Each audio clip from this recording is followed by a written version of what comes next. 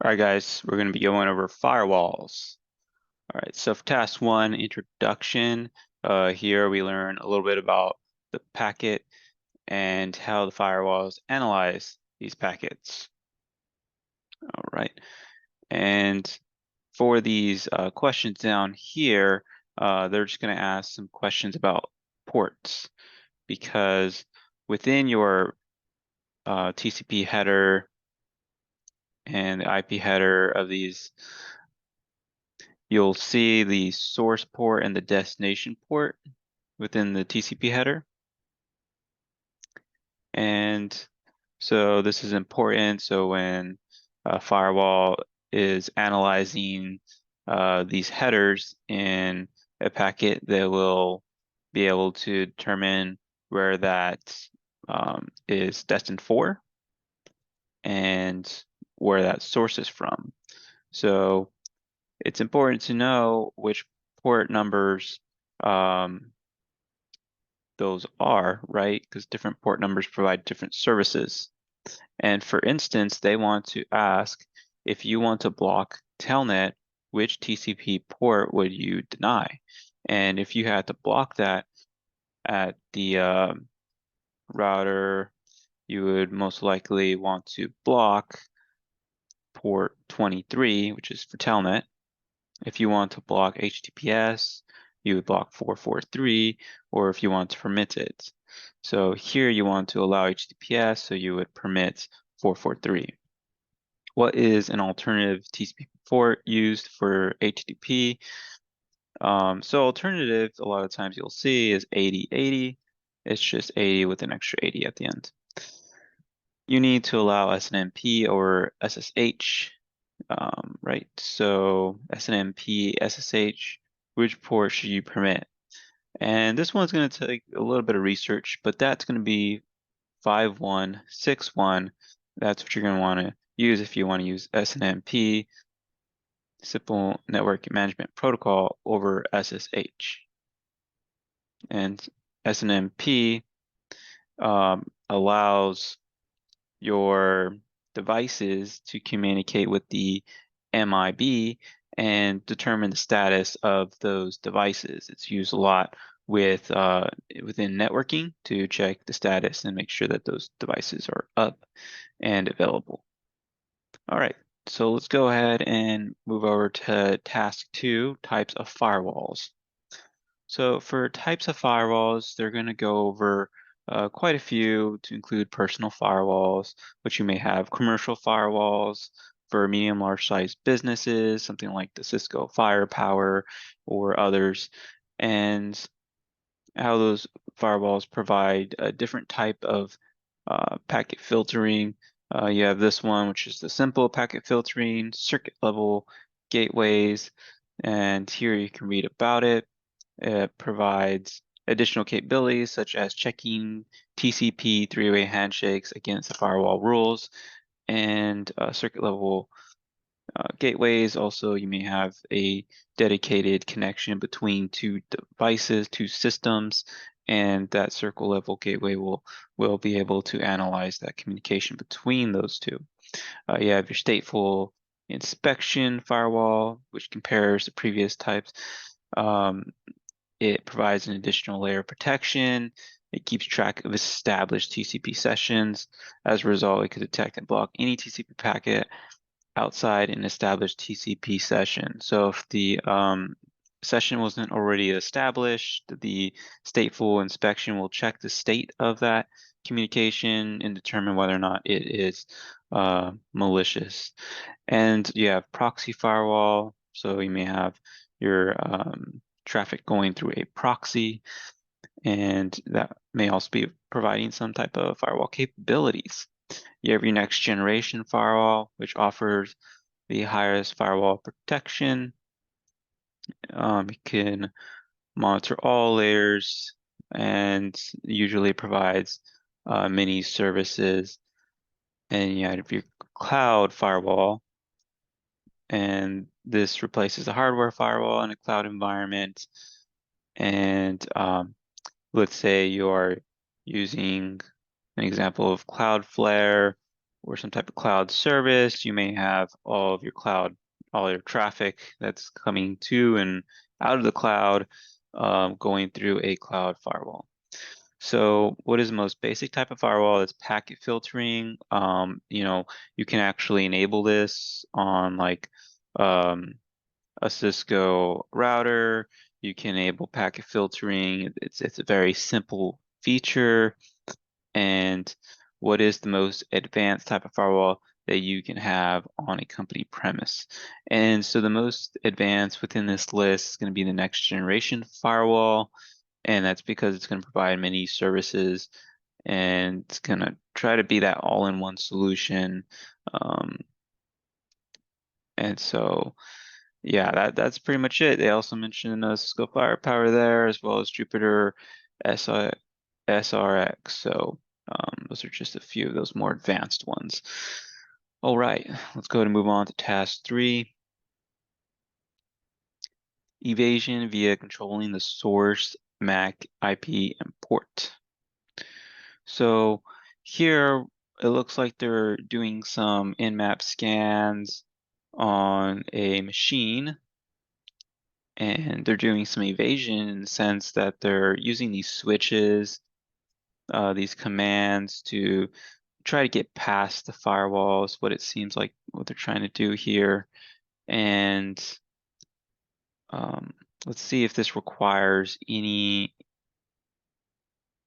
labbing here. I believe it does. Let me check if I could start a machine at the top. Oh, no, it doesn't. Okay. So it looks like it's just requiring us to analyze these packets here. So let's just analyze them. What is the size of the IP packet when using a default nmap stealth scan? So the default size of that's going to be 44. You can see that up here. That's 44. How many bytes does a TCP segment hold in its data field when using a default nmap stealth scan? And that's going to be 0. All right. And for the next one, approximately how many packets do you expect nmap to send when running the command nmap dash lowercase s dash f machine IP? Approximate the nearest hundreds such as 100, 200, 300.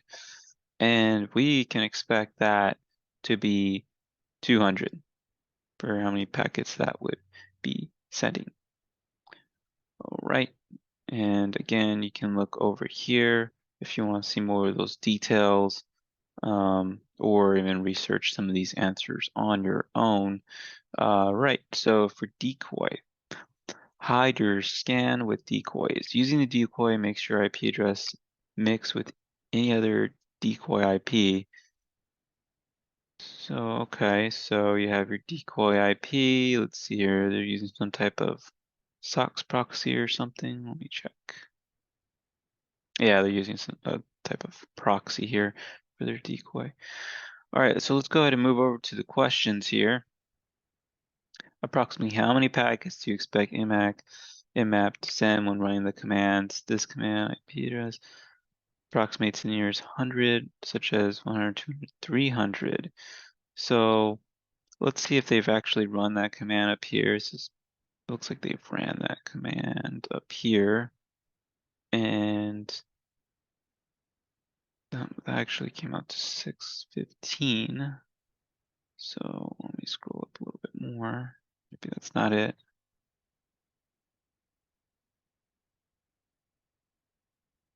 RND. Yeah, this is going to be it here.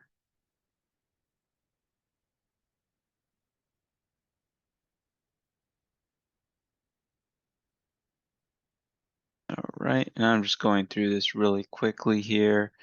So, grid 800.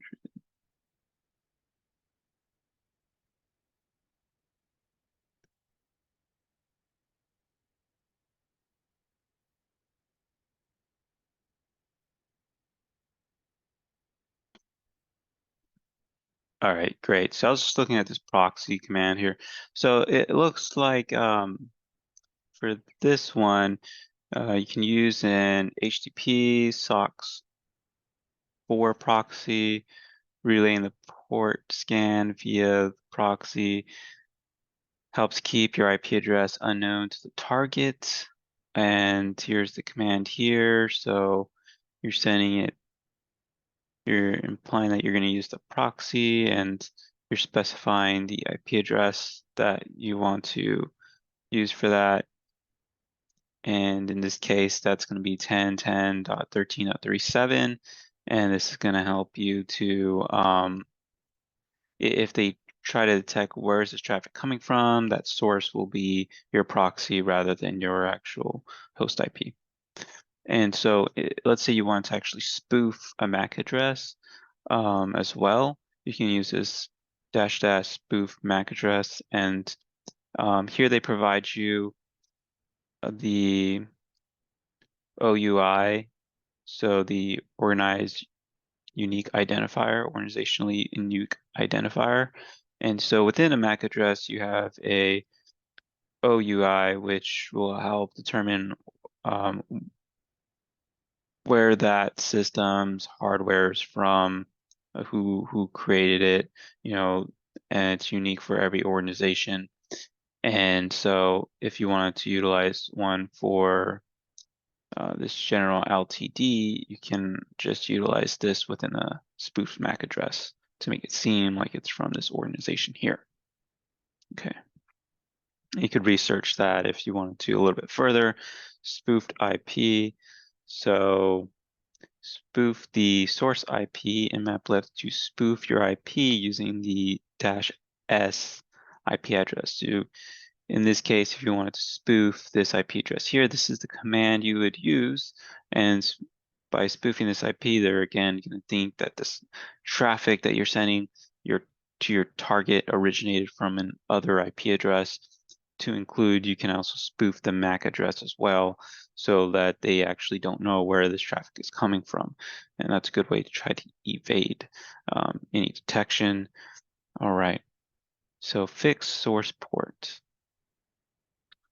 So it looks like here we have the source port 8080. Okay, let's say here, let's just read through the question here. You decide to use nmap to scan for open UDP port. You notice that using nmap-su-f machine IP to discover the open common port UDP port won't give you any meaningful results. What do you need to add to your nmap command to set the source port to 53? So you want to add a -G53 to set that source port to 53. As you read up here, you can set your source port using the -G. Okay.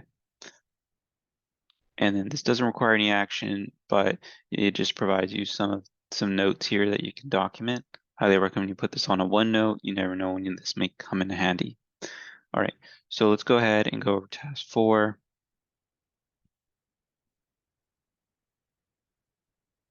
And we'll just look through this. So fragment your packet with 8 bytes of data. So you can fragment your packet, break it up. What is the size of the IP packet when running nmap with the -f option? So if you ran the -f option, it's going to fragment those into 28 bytes. So that's what that's going to end up accumulating to. All right. Fragment your packet with 16 bytes of data, and you can fragment further as well, just break it up. Maybe you'll get past a firewall if you do that. What is the maximum size of the IP packet when running nmap using the FF option? So using this FF option, you can see here 16 plus 8, and then it's going to give you your total there.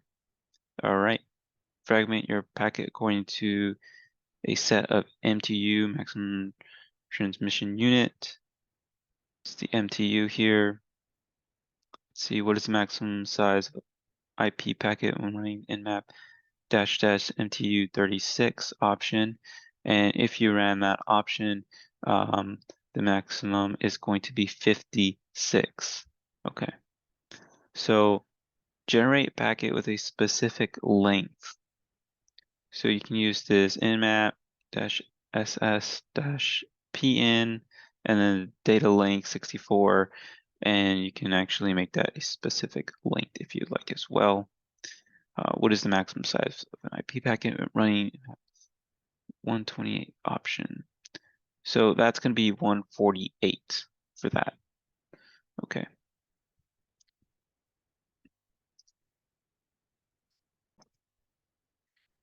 Okay, and if the math here confused you at all, just take note that, for instance, what is the maximum size of the IP packet when running nmap? Data length 128.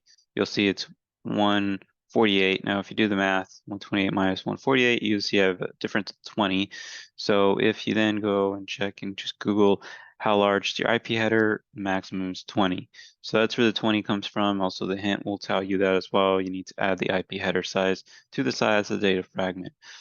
And that should assist you with that. Now, I do remember when I did this, I had so many issues, and I was having a hard time looking for that and that answer. So now you've gotten the breakdown.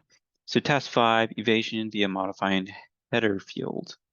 So it looks like we could start the machine. We'll go ahead and start it, and we'll just scroll down a little bit here.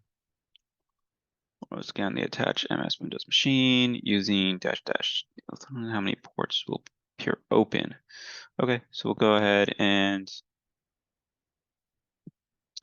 wait for that to start up, and then we should be able to just run a scan against this machine. I'm going to be using my own Kali instance, so let me pull that up. All right, so I've started my Kali instance here. Let's go ahead and take our IP address. We'll run an nmap scan against it, utilizing the --tl command as well. So go ahead and start my scan.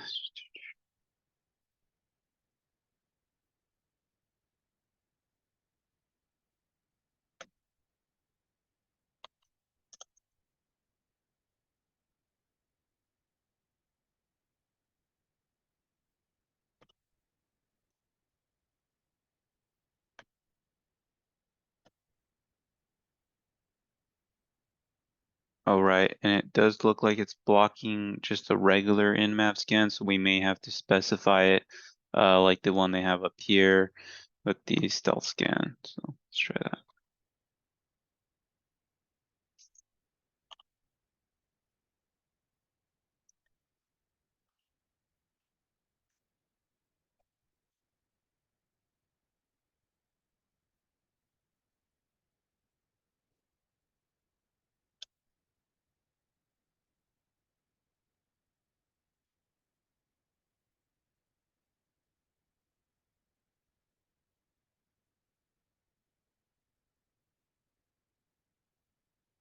All right, and it looks like it requires root, so we'll just go ahead and run it as root. See what we get.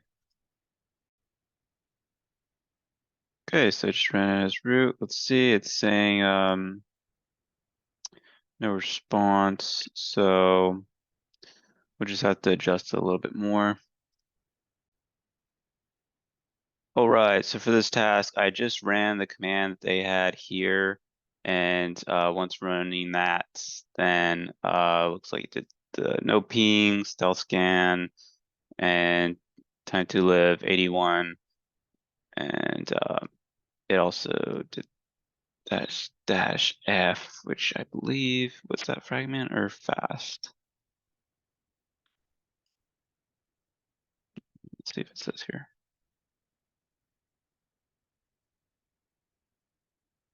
Okay, anyhow. So once running that, then you got port 2280 and 3389. So that's 3 ports that are open. And so you can go ahead and input that for that. And I'm just going to put this in the description of the video. So we'll just go ahead and do that. And we'll put this command in there as well. So you can check the description or the comment section in most cases, because I can't fit in a description, and I'll put the flags, I'll put the answers in there for you guys. So let's see here. Next command we're gonna run run is going to be this one right here. We'll just take it. This for the bad sum. Bitch, the bad sum. Let's see here. Another trick we can use. Send packets with an eternally wrong checksum. Some systems would drop the packets with bad sum, while others won't. Okay, so we're trying to see if it'll drop the packets or not. Go ahead and paste that in. Come over here. We'll adjust the IP address. Oh no, is that the right IP address? Yeah, it is. Okay, cool. Run it. Oh, gotta run as root. This always gets me. Unless you are running all your commands as root, then you probably wouldn't get this. All right, so that's running, and this should be 0. So we shouldn't get any ports back from this one, and that should be the answer for it. So we'll go ahead and move on to the next task, as this will just take too long and it's going to give us 0 answers. So task 6, evasion using port hopping. All right, so let's do this one. 3 common firewall, put task 5 on that one. Okay. And we'll go ahead and terminate this, start this machine. The evasions are port hopping, port tunneling, use of non-standard ports. So let's see here. Looks like these ports aren't working. Then you try 880 and it works. So it's, I guess, would be an example of like a non-standard port. I mean, it's kind of standard though. All right, so on the attack box, you can use the command ncat and that to listen on a port. So we're going to be listening for reply back on 1025. And when we do that, it looks like we should receive some type of connection back. We want to test if our target machine can connect to the attack box by browsing here. And then we're going to insert this command to connect to our listening port. So it seems pretty standard. We'll just go ahead and start the listening port.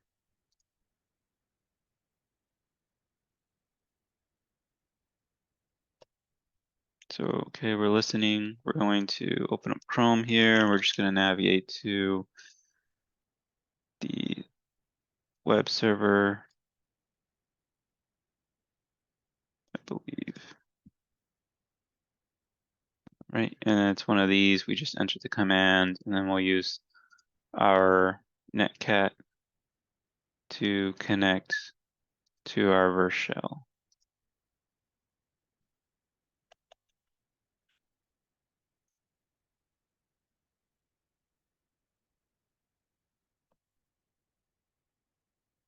And we're going to have to use our IP address and ports. All right, so let me go ahead and pull up ifconfig ton0. All right, that's my IP. So grab that, come back over here, drop it. The space shouldn't matter, but I will just cover down on that, and then we will just minimize that 1025. And here you can see I put in 1025. We'll submit the form, and we'll see if it gives us connection back.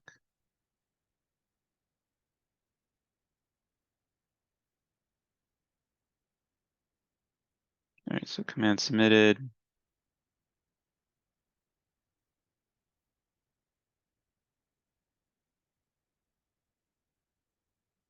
Doesn't look like I've had a connection back. Let's come back over here. Let's see if we did anything wrong. I'll take a hint. Only one destination TCP port should be reachable. Okay.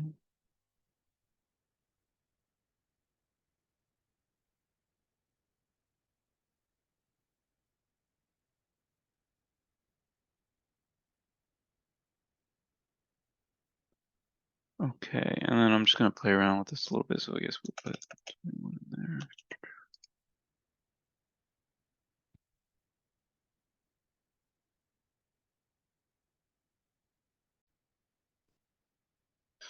Okay, so they tell you to try port 1025 and 1024. However, they do want you to check these destination ports. So if you simply input netcat and then your IP address 21, and then you tried connecting, you'll see you receive a connection from this other IP address. And so it looks like the firewall is allowing outbound FTP connections. So therefore that did work. And I will input that into the notes here. So this one's task 6. All right, next we'll go with task 7 here. Let's see, does this require anything? Oh, looks like it does. Okay, so port tunneling is also known as port forwarding and port mapping. In simplest terms, this technique forwards the port sent to one destination port to another destination port. For instance, packet sent to port 80 on one system or forwarded to port 8080 on another system. Okay, so we can use netcat, and that's listening on 443, and then a target server, and it's going to go through and connect on 25. So it looks like we're using some port tunneling here. So listens on 443 because the port number is less than 1024. You need to run ncat as root in this case. -c executes the given command. Okay, so then we're executing this command. And we'll connect to the target port on 25. Okay, so we're connecting, we're listening, and then we're executing a command to then connect to another target. So as a result, ncat will listen on 443, but it will forward all packets to port 25. I see. Listen on 443, but anything we send, forward it to our target. Got it. All right, so we have a web server listening on HTTP port 80. The firewall is blocking traffic to port 80 for untrusted networks. However, we discover that traffic to TCP port 8008 is not blocked. We're continuing to use the web form from task 6 to set up the ncat listener that forwards the packets received to the forwarded destination. Using port tunneling, browse to the web server and retrieve the flag. Okay, and we'll take the hint. Visit the command. All right, so this is it right here, target server 25. And update with suitable port number. Note that server should be replaced with the localhost.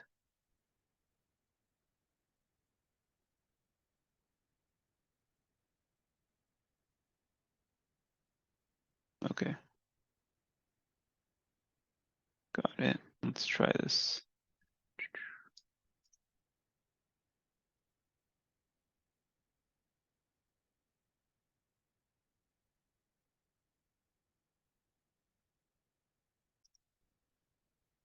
All right, so for this one, what you're going to do is you're going to go here. You're going to enter in your netcat listener 8008, as that's the only way we can get past the firewall.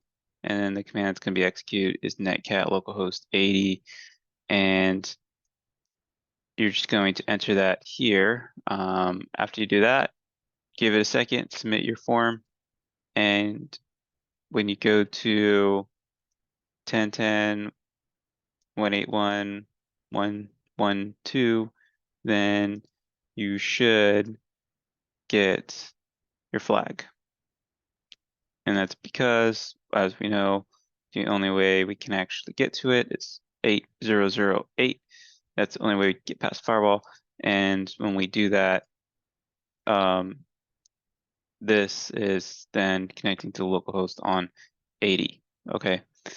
And when it does that, then it gives you the flag because we're able to see that. Right, so it executes it here. Then when we actually go to 443, we can actually see what we want to see.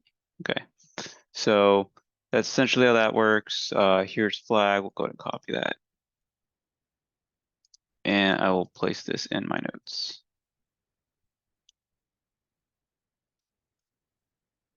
What was that?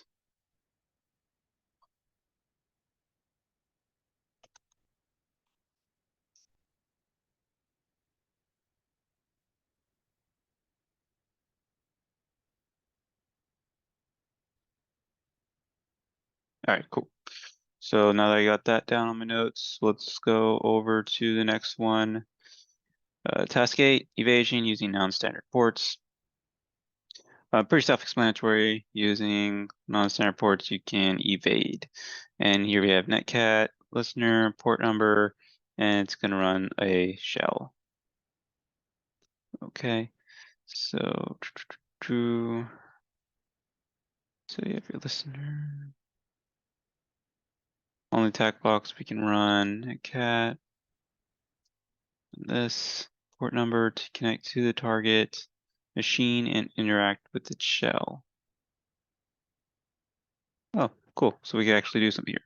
Consider in a case where you have firewall, it's not enough to use netcat. To create a backdoor unless you can connect to the listener port number, moreover, unless you use ncat as privileged user root or using sudo, we can't use ports below 1024. Interesting.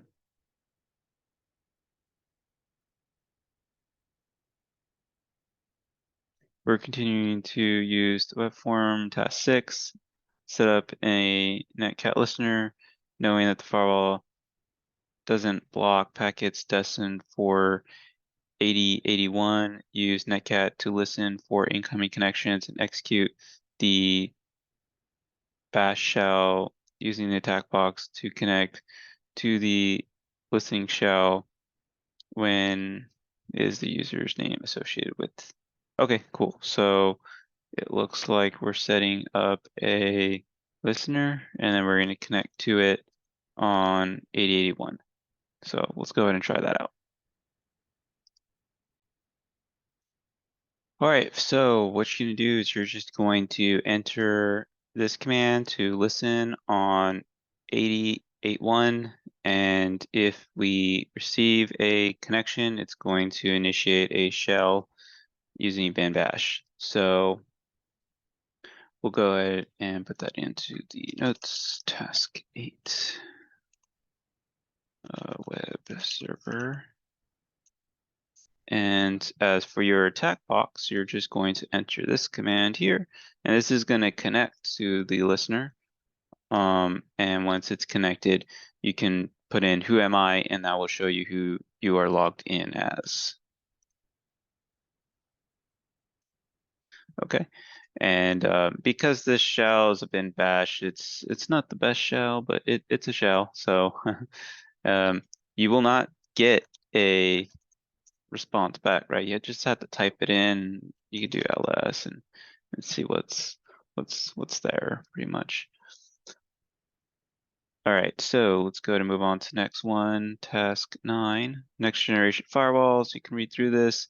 What is the number of the highest OSI layer that an NGFW can process? And that's going to be 7. It goes all the way up to the application layer. It provides a multitude of services, as you see here. And it's quite effective in detecting. However, unfortunately, this is no longer valid as many applications camouflage themselves using ports assigned for other applications. In other words, a port number is no longer enough nor reliable to identify the application being used, adding to the pervasive use of encryption, for example, SSL and TLS, which can complicate things if they were to establish an encrypted tunnel. However, it looks like it does have the ability to decrypt SSL and TLS traffic going through the firewall, and can also enforce policies, provide IPS services, and can enforce the security policy as I mentioned earlier. So yeah, this one's going to be 7 for 9. And the conclusion, they give you some great notes here that you can put in your OneNote. No answers needed. That's it, guys. That's all 10 tasks, quite a bit. Took us almost an hour to get through it, but we're done. And just to let you know, I have completed all of the red team rooms, and I'm actually going back and I'm just assisting everybody to help them in completion of red team and help you guys achieve some of these flags. Because I know if you Google some of these, you will not find the answer. You will not find the flags. If you've watched a YouTube video, they may give you the answer. You may not learn anything in the process, and that I think defeats the purpose of TRYHACKME. So, please like and subscribe. Motivates me to create more content. I appreciate you guys. I really do. And I hope you have a good day, guys. All right. Have a good day, G's. Danny out.